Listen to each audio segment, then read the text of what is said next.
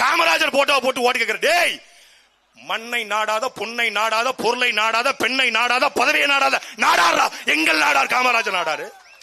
நீ பழனி நாடாருன்னு போட்டுக்கிட்டு மண்ணள்ளி வைக்கிற நீ காமராஜர் படத்தை பயன்படுத்த என்ன தகுதி இருக்கு? என்ன தகுதி இருக்கு உங்களுக்கு? அடைமதிப்பான் களம் கல்குவாரியை குறித்தாக்க சத்தியா பேசுறாங்க.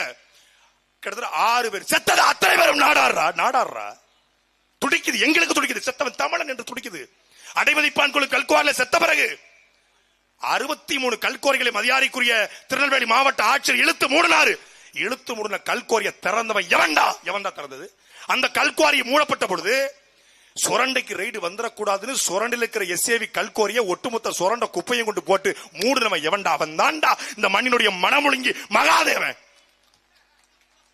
நாம முதலமைச்சரை திட்டிக்கிட்டு இருக்கோம். உண்மையிலே சொல்றேங்க, சத்தியமா சொல்றேங்க, ஒண்ணுமே தெரியாது. துரைமுருகன் ஒருத்தர் இருக்கான், அவன் சாட்டைன்னு ஒரு யூடியூப் சேனல் வச்சிருக்கான். இசை மதிவானூர் தம்பி நாரா திமுக கிளிக்கிறான், தெரியாது. சத்தியான ஒரு பொண்ணு திருநெல்வேலி பாராளுமன்றத்துக்கு போட்டி போட்டுச்சு, 1 லட்சம் வாக்கு வந்து, தெரியாது. நெல்லையில சிவகுமார்னு ஒருத்தர் இருக்காரு வழக்கறிஞர், அது தெரியாது. உங்களுக்கு தெரியுமா? சீமானன் காவல் நிலையத்துக்கு போற வரைக்கும் முதலமைச்சர் ஸ்டாலினுக்கு அவர் தெரியாதாங்க. இது ஒரு ஆட்சி. லைவ்ல கம்மியா போகுது ரிப்போர்ட், எஸ்எஸ்பி ரிப்போர்ட். லைவ்ல புதிய தலைமுறையில 71 பேர் தான் பாக்குறான் ஐயா ஸ்டாலினோட பேச்ச, பிறந்தநாள் பேச்ச. ஏன் மத்த சேனல் காட்டலையா? காட்டுறாங்க. எங்க காட்டுறாங்க? வளசரவாக்கத்துல காட்டுறாங்க. சீமான் வந்துட்டாரா? வரலைங்க. அவர் வரதுக்கு 5 மணி நேரம் ஆகுங்க. ஆனாலும் மொத்தமா ஸ்டேஷன்ல கேமரா வச்சா 17,000 பேர் லைவ்ல பாத்துக்கிட்டு இருக்கான் ஒரு சேனல்ல. புதிய தலைமுறை, சத்தியம் டிவி, இந்த நியூஸ் 18, நியூஸ் 24, நியூஸ் 7 மொத்த சேனல் வந்துட்டான். எங்க அம்மையார் ஜெயலலிதா அவர்கள் பெங்களூரு வழக்குக்கு போயிட்டு வரும்போது லைவ் போட்டாங்க. அதுக்கப்புறம் தமிழ்நாட்டில் அடுத்தபடியாக லைவ் போட்டது எங்க அண்ணன் சீமானுக்கு தான். நானே மிரண்டேன். எங்க வீட்டுல இருந்து அழைப்பு, ஏன் என்னப்பா ஏர்போர்ட்ல இருந்து லைவ் போட்டிருக்காங்க, எதுவும் வேற எதுவும் பரபரப்பாக்குறாங்களா? இத மாதிரி உலகத்துல எங்களுக்கு விளம்பரம் செய்ய கொடுக்க யாரால முடியும்? யாரால முடியும்? அப்பா அப்பா நீங்க எங்க இருந்தாலும் நல்லா இருக்கணும்பா. அப்பா நீங்க நல்லா இருக்கணும். உங்க டோப்பாவை கலந்து மண்டையில நல்லா முடி மலரணும்பா. அப்பா நல்லா இருக்கணும்பா. நீ தெய்வமே, கடவுளே. இதை விட எங்க அண்ணனுக்கு, நாங்கெல்லாம் 2010 எங்க அண்ணன் கூட வந்து பயணிக்கிறோம்.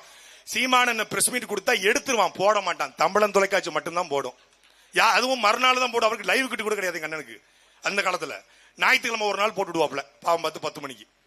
10 மணிக்கு எப்படா தமிழன் தொலைக்காட்சி வரும், நாங்க வானம் பார்த்து உட்கார்ந்துருப்போம். வானம் பார்த்த பூமி மாதிரி உட்கார்ந்துருப்போம். ஆனால் 2010 எந்த தொலைக்காட்சிகள் புறக்கணித்ததோ அந்த தொலைக்காட்சிகள் இன்றைக்கு சீமான் பேட்டி கொடுக்காருனா 10 முறையும் எடுக்க தயார். தமிழ்நாட்டு அரசியல்ல கனிமவள கொள்ளை குறித்து, ஆற்றுமணல் கொள்ளை குறித்து, இயற்கை வள சுரண்டல் குறித்து சட சட என்று அருவி கொட்டுவது போல, குற்றால அருவி போல பேசுகிற ஒரு தலைவன் எங்க அண்ணன் செந்தமிழன் சீமான். நல்ல இன்னைக்கு காலையில 20 நிமிஷம் கனிமவள சுரண்டல் கொடுத்து பேசிட்டு இருந்தாரு. டக்குனு அவன் குறுக்க கொண்டு பத்திரிகைகளை கட்டைய போட்டாங்க.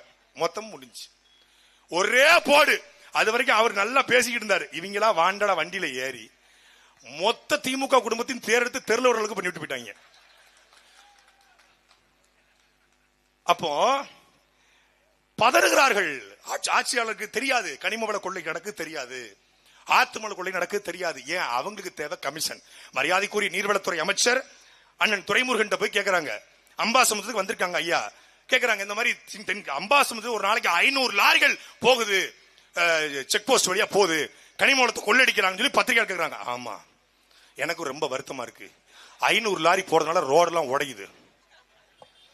எப்படி அவருக்கு கவலைய பாருங்க. 500 நக்கல் கனிமவளத்துல கொள்ளையடிச்சு எஸ்ஆர் கரிகால, ராமச்சந்திரன், ராசப்பா, எத்தனை பேரு அந்த ஆட்சியில? இந்த ஆறுமுகம் 2-3 பேர் இருந்தாங்க கொள்ளைக்காரங்க. இந்த ஆட்சியில மொத்தமா எங்க சுத்தி போனாலும் கரிகால, எங்க சுத்தி போனாலும் மணல் ராமச்சந்திரன். பெரிய மணல் ராமச்சந்திரன். மணல் இவர் தான் கண்டுபிடிச்சாரு. இவர்தான் மணல் H+2+O H2O நீர் அப்படிங்கிற மாதிரி மணல் இவர் தான் கண்டுபிடிச்சாரு. மூலக்கூறுல கண்டுபிடிச்சு மணலை கண்டுபிடிச்ச ஐசக் நியூட்டன் மாதிரி மணல் கரிகாலன், மணல் ராமச்சந்திரன். மணல் திருடி நாய்கள் தான், மணல் திருடி நாய்கள்.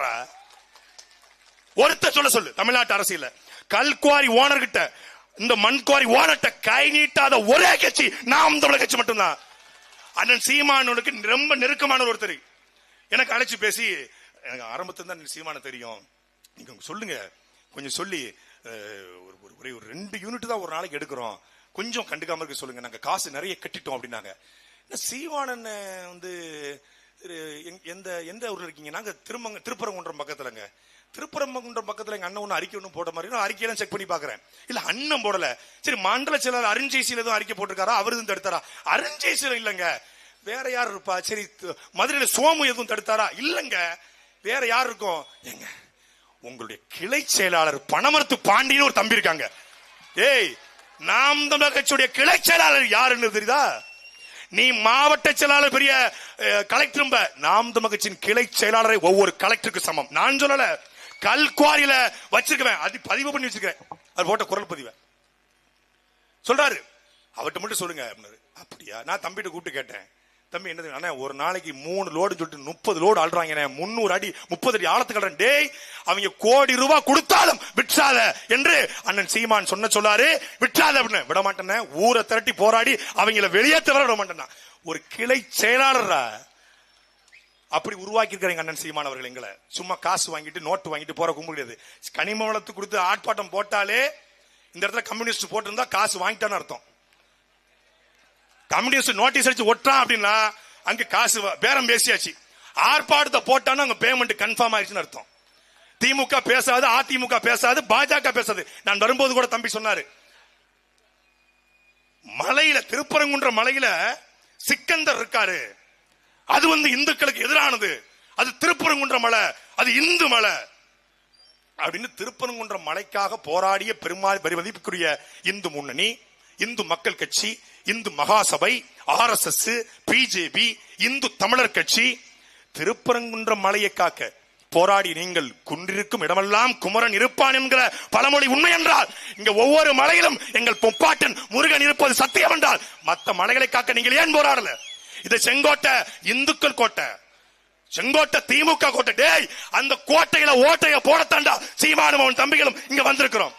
நான் வெளிப்படையா சவால் சொல்றேன், இந்த நிலத்துல அண்ணன் சீமான் அரியணை ஏறுகிற பொழுது அவர் வரமாட்டாரு. பனமரத்து பாண்டி போல எங்க கிளைச்சலர் வந்து நிற்பான். எங்க புலிக்கொடியை தாண்டி ஒரு லாரியை தூக்கிட்டு போவோம். மண்ணை வெட்டின இடத்திலேயே என்ன நடக்கும்னு நான் சொல்ல வேண்டாம், 26ல தெரியும். நீ ஒரு மலையை வெட்ட முடியும். மலையை வெட்டாம எப்படி வீடு கட்டுவீங்க? நாங்க வீடு கட்ட எங்களுக்கு கல் எப்படி சேர்க்கணும், எங்களுக்கு மணல் எப்படி தேவை, அது எங்களுக்கு தெரியும். வீடு கட்டுவதற்கு கல் வேணும், மணல் வேணும், அது எங்களுக்கு தெரியும். ஆனால் மலையாளிகள் வீடு கட்ட, மலையாளத்துல கேரளாவில் வெளிங்கம் துறைமுகத்துல அதானி துறைமுகம் கட்ட எங்களால் அனுமதிக்க முடியாது. இன்னும் ஓராண்டு அன்பிற்குரிய மக்களே, உங்களுக்கு கோபம் இருக்கும். நம்ம குளிச்சு வளர்ந்த மலை, நம்ம இந்த மலை வெட்டுவதனால மலைகள் வெறும் அந்த கற்கள் மட்டும் பாதிக்கப்படுதில்ல, இந்த தூசி கிளம்புவதனால தென்காசி மாவட்டத்தில் அதிகமான புற்றுநோய் பரவுவதற்கு, நுரையீரல் தொற்று பரவுவதற்கு, ஆஸ்துமாவிற்கான 1000 காரணங்கள் இருக்கிறது, 1000 வழிகள் இருக்கிறது. அதை